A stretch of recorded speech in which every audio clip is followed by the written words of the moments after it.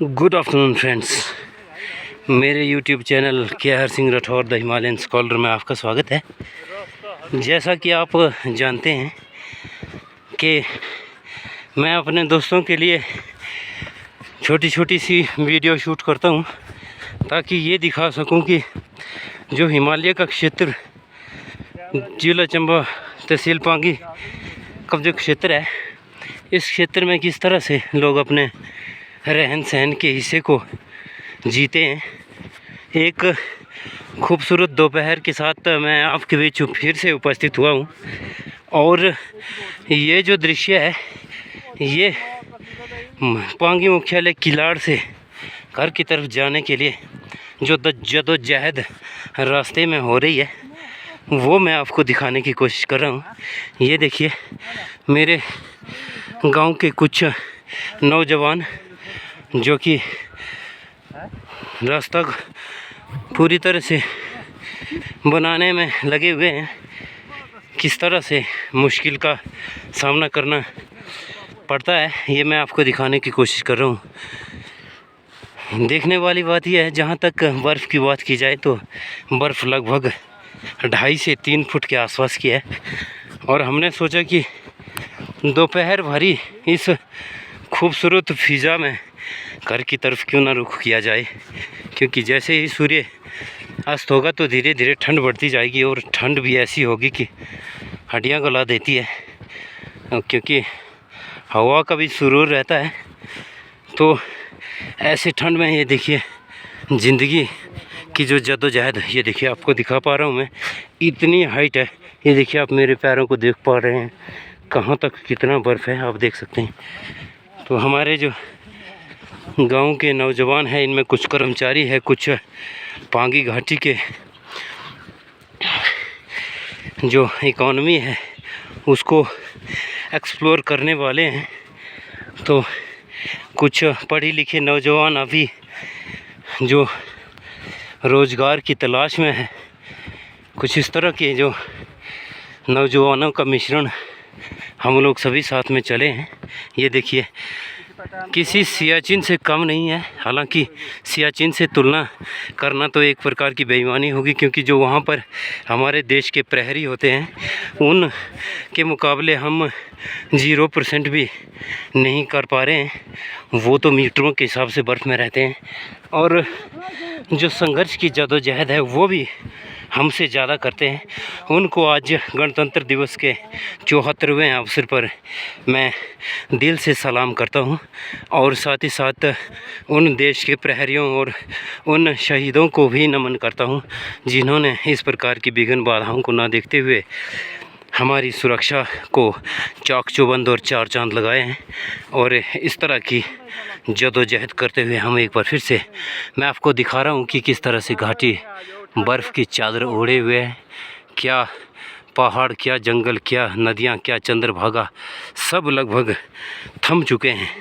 इस प्रकार की जो स्थिति है वो यहाँ पर मौजूद है। आपको मैं दिखा पा रहा हूँ कि किस तरह से रास्ता बनाने के लिए जो जदोजहद है वो लगी हुई है, क्योंकि हम लोग जो कर्मचारी थे, आज गणतंत्र दिवस की पावन बेला है और अपने अपने ऑफिसों में झंडे फहराने के लिए भी हमने जाना था। इसी कड़ी में हम सुबह आए थे और अभी घर की तरफ निकले हैं।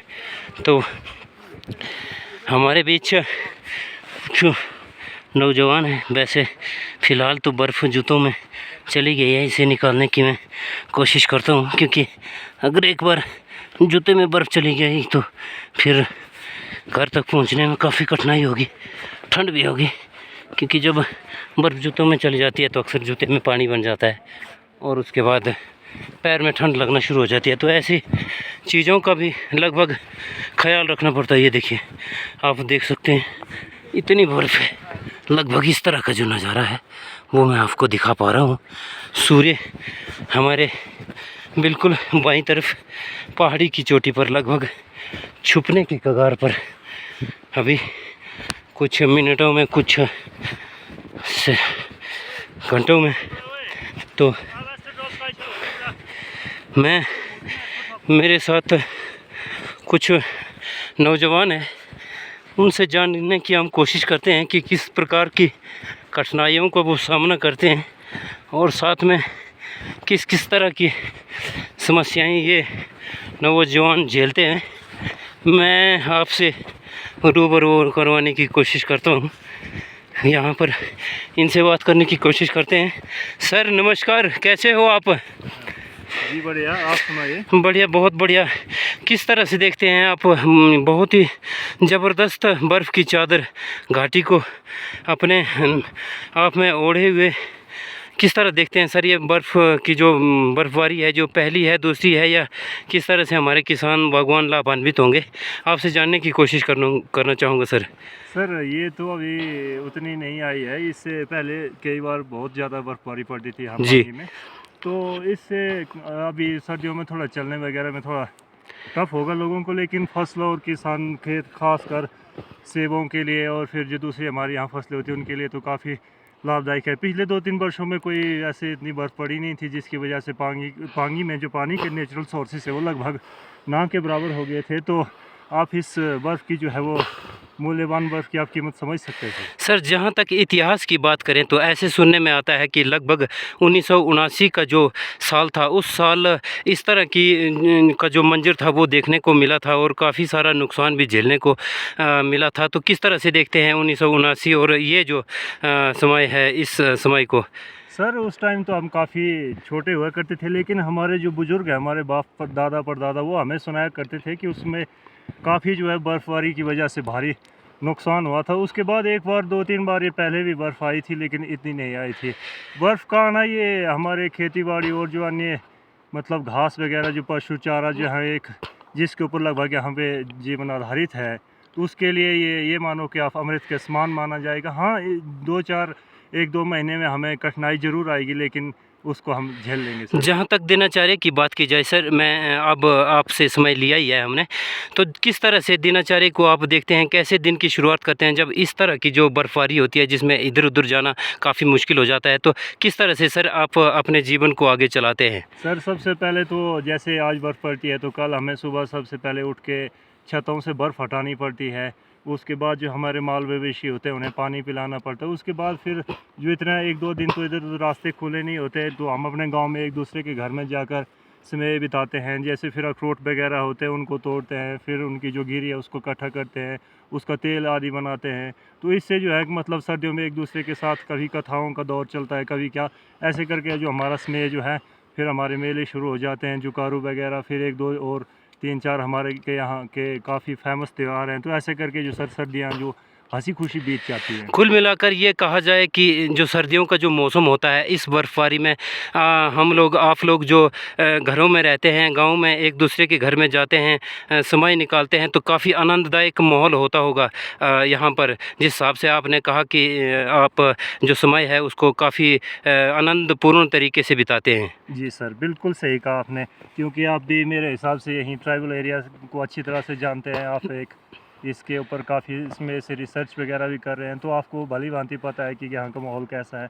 तो ये नहीं है सर कि एक दूसरे के सहारे ही गुजारना पड़ता है। बाकी तो ट्रांसपोर्टेशन वगैरह जो है वो लगभग सारी बंद हो चुकी है। थोड़ी बिजली पानी की जो है व्यवस्था थोड़ी सी चरमरा जाती है, लेकिन समय के अनुसार सब ठीक हो जाता है।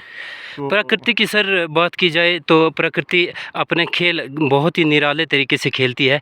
प्रकृति के साथ किसी की चलती नहीं है। जब जब इंसान ने प्रकृति के साथ छेड़छाड़ करने की कोशिश की है, तो प्रकृति ने बहुत ही बेहतरीन तरीके से प्रकृति के हिसाब से जवाब दिया है। तो किस तरह से देखते हैं जिस प्रकार से जोशीमठ में आज जो हालात पैदा हुए हैं? जहाँ तक बात की जाए, यहाँ भी चंद्रभागा नदी पर काफ़ी सारे प्रोजेक्ट्स सेंक्शन हुए हैं, तो उस संदर्भ में आप क्या कहना चाहेंगे? सर जहाँ तक रोज़गार की बात को लेकर करें तो चलो ठीक है, रोज़गार पैदा होगा, लेकिन सर उसके साथ साथ जो हमारे जो अभी इंडिया में बहुत सारे ऐसे कम स्थान बचे हैं जो ये पहाड़ जैसे आप इनको पानी का सोर्स समझ सकते हैं। तो अगर ये प्रोजेक्ट वगैरह है तो यहाँ से बर्फबारी वगैरह होना बंद हो जाएगी, जिससे जो है वो आने वाले समय के लिए ख़तरा हो जाएगा, और जिससे कि है जो हमारे जो नेचुरल जो सोर्स है वो बंद हो जाएगा, या फिर हमारे यहाँ जो ठांगी वगैरह जीरा वगैरह जो हमारे ये मान के चलो कि हमारा आजीविका के जो साधन है, तो उन पर काफ़ी असर पड़ेगा। तो मेरे नज़रिए से ये मानना है कि हर चीज़ अपनी जगह पे ज़रूरी है, मगर कुछ ऐसे स्थान भी होने चाहिए जहाँ पे हम अपने जीवन को, जो हमारे यहाँ प्रकृति नेचुरल है, हम ये चाहते हैं कि इसके साथ छेड़छाड़ ना की जाए, तो यही अच्छा रहेगा। थैंक यू सर, माननीय प्रधानमंत्री जो हमारे पूर्व मेरे पंडित जवाहरलाल नेहरू जी ने, उन्होंने कहा है कि युवा जो है, आज का जो युवा है वो कल का भविष्य है, कल का नेता है। तो युवाओं के लिए आप क्या संदेश देना चाहेंगे? एक आखिरी सवाल सर। सर, युवाओं के लिए मेरा यही संदेश रहेगा कि हो सके तो कोई तकनीकी शिक्षा ग्रहण करें, कुछ काम काज सीखें, आगे पढ़ाई के ऊपर ही डिपेंड ना रहें। यदि हम पढ़ाई के ऊपर ही डिपेंड करते हैं तो ये है कि नौकरी से भी बड़े बिजनेस है। उसके अलावा आप कुछ स्किल सीख सकते हैं, कोई मोटर मैकेनिकी हो गई, फिर कोई गाड़ी की रिपेयर, कोई टेलरिंग का काम, तो इसके अलावा मतलब ड्राइविंग है। तो ऐसा है कि आप मतलब सिर्फ उसके ऊपर ही डिपेंड ना रहें, कुछ और मतलब ऐसे स्किल सीखें ताकि आपको ज़िंदगी में मुश्किलात का सामना ना करने पड़े। कहने का मतलब ये है कि आप जो है साफ साफ संदेश दे रहे हैं कि युवाओं को स्किल डेवलपमेंट पे ज़्यादा ध्यान देना पड़ेगा, तभी कहीं हम जाके एक डेवलप कंट्री के रूप में पूरी दुनिया में अपना विश्व गुरु का जो हमारा एक रुतबा था पहले, वो कायम किया जा सकता है। जी सर। तो आपका बहुत बहुत धन्यवाद सर। आप हमारे चैनल पर भी आए, आपने अपने बहुमूल्य कीमती समय दिया, क्योंकि आप हमारे यहाँ के इस घाटी के एक सशक्त नेतृत्व भी करते हैं। तो आपका बहुत बहुत धन्यवाद सर, आपने समय दिया। Thank you sir. बहुत बहुत धन्यवाद आपको। हमने दिखाया कि किस तरह से यहाँ की प्राकृतिक सौंदर्य के बीच में किस तरह से लोगों का जो रहन सहन होता है, जो लोग जदोजहद करते हैं, इस तरह की जो चीज़ें हैं वो हमने आप तक पहुँचाने की कोशिश की है। तो दोस्तों, अगले वीडियो में मिलते हैं, तब तक आप स्वस्थ रहिए, सुरक्षित रहिए और खुश रहिए। जय हिंद।